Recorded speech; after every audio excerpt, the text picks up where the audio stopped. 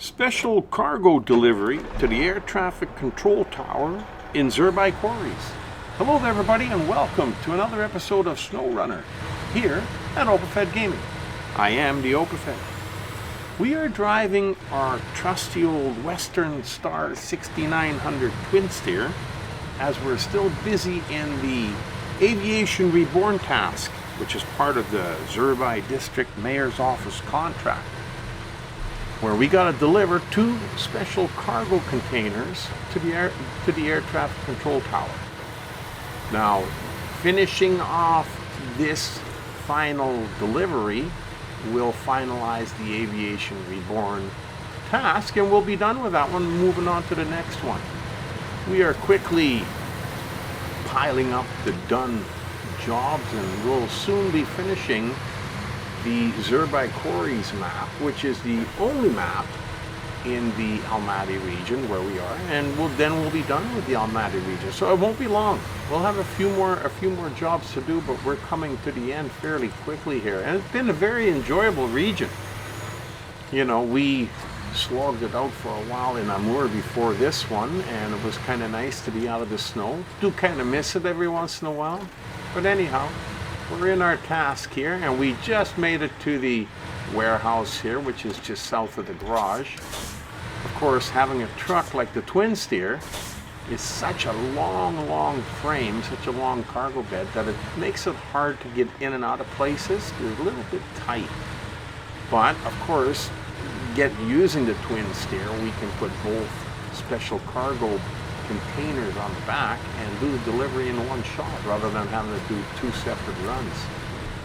Now, sometimes there's an advantage to doing 2 separate runs, and sometimes there isn't. And we decided to go with the TwinSteer and try it this way for a change. So we got the special cargo on, so let's go and carry on, as we having trouble just to get out of the warehouse parking lot because we didn't quite make the turn in time there.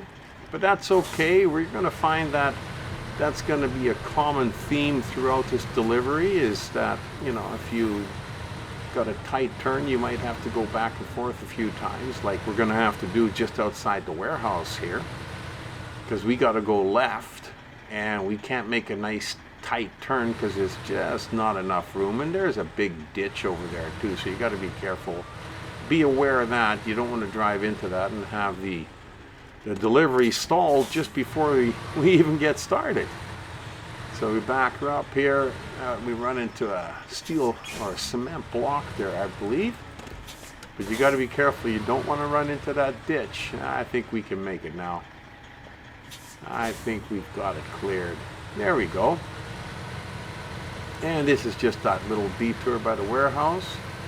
Just up ahead, we have the fuel station, which, as you know, I don't like to pass up, because you never know how long you could get stuck somewhere in a mud hole or something, and you certainly don't want to run out of fuel. Another reason I like to keep it topped up is that when I finish jobs, I usually leave my vehicle where I finished the last task, and then that way, if it can be used in another task close by, I've already got it there, or I can use it as a fuel station, a mobile fuel station, or I can use it as a rescue vehicle.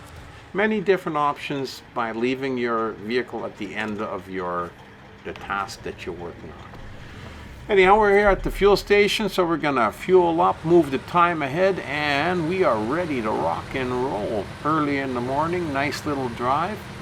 Should not be too difficult. There should not be really any, well, there is no major upsets to be had because we know the road. We've gone up this road a few times.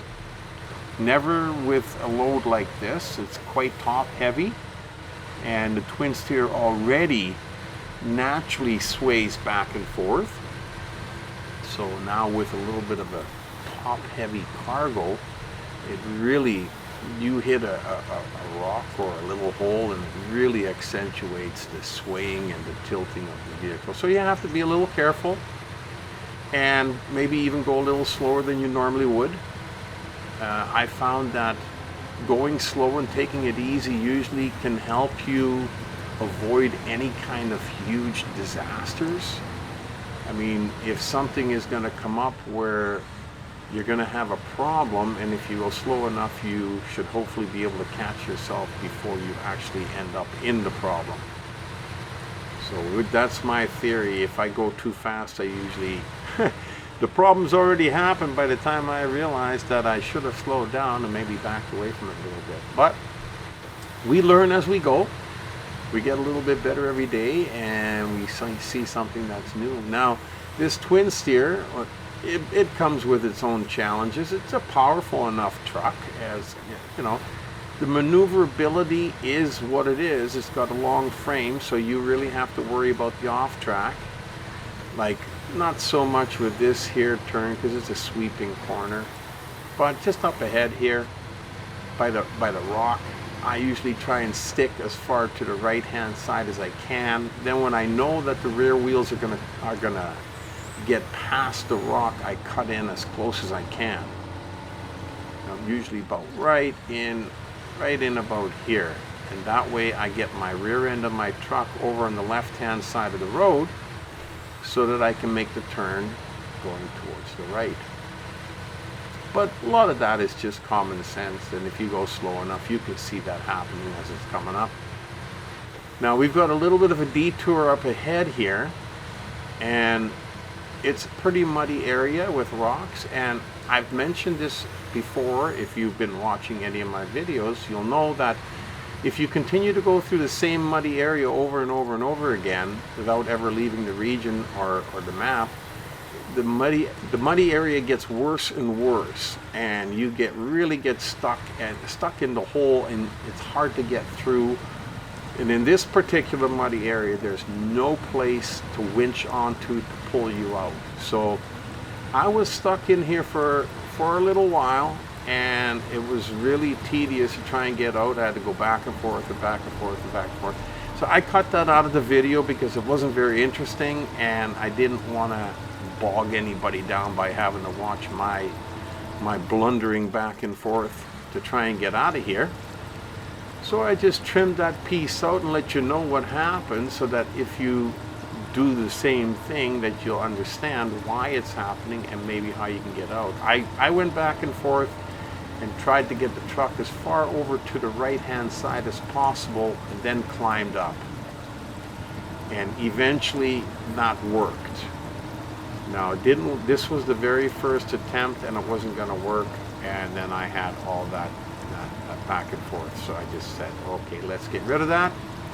And here we came with my final attempt, going up to that tiny little hill, and I managed to climb out of it. And then once you're out of it, you see those two trees on the right hand side. They'll help you. You can winch onto them and pull yourself out a little bit further. So it was a difficult hole to get out of. And there again, had I gone through there with, say, the Plaid 450 or the Aviation A15 with just one cargo container, then it might have been a little bit easier. But this is also, you got extra weight, you got two containers, you got a big long truck, so they were going to grab a hold of me and keep me pinned down for a little while somewhere, and that happened to be the spot. Anyhow, we got through it, and now we're heading up the hill. We got a few more little detours to go through, but they're not much. Well, the one isn't much of a problem. The other one is a little bit of a pain, and there again, the pain in the butt is accentuated by the length of the frame of the truck that you're driving as you're swaying back and forth over the boulders and through the mud. But you'll see that in a second when we get there. Coming up the hill here, there's a washout on the road, and we're going to have to just go, just a little bypass on the right hand side here, just go down and dip and back up again.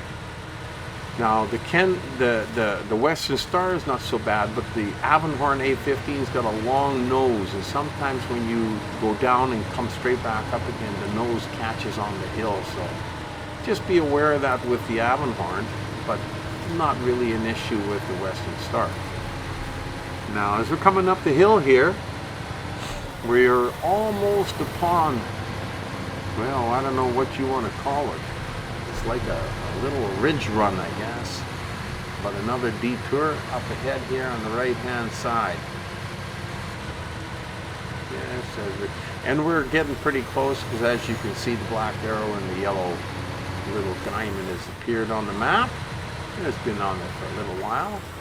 Now we're going to set the time ahead so we can see what we're looking at a little bit better. Now you see that big rock, that big boulder in the middle of the road there. On the left hand side of it is kind of has a peak on it, so I always try to go over it on the right hand side and just kind of go around it. But you know, with your off track, the rear wheels are going to hit most of that big boulder part. And even going around it, oh, careful, careful, easy there, overhead. You don't want to tip this thing now. We're so close to our destination that when you get this close, you really want to take your time and be careful, because you really like the delivery. Otherwise, we're going to have to go and call up a truck to flip us back on our wheels and put our cargo back on top of the deck. We don't want to go through all that. We'd rather just deliver it. Now, we just got one little ridge here. And it doesn't look like too much of a problem, you would think. But then, of course, problems come up when you least expect it. Like I said, don't go too fast. Just take it easy. So whoa! We got lucky on that one. We got really lucky on that one as she came back over to the side and stabilized. Now, when we get up over here, we don't have to go through the airport complex. We can go around the outside of it, and I didn't realize it. Didn't realize that until later, and I was always going through the middle of it. But you can go around the outside and then just down the cement airplane strip, I guess you would call it. That is, as long as you don't tip your truck on the boulder. Right over where we are right now. Let's just straighten that baby out a little bit. Now, I found out that when you come up here, this track runs parallel to the airfield strip, and you could actually just drive down the airfield strip a little ways, avoiding this first part of this, I don't know if you would call it a little track run, but I didn't realize that, so I just followed the tracks. And then the second time I did it again, I forgot that the landing strip was right beside me. But okay, everything turned out all right. We managed to get the cargo to the delivery point, and everything.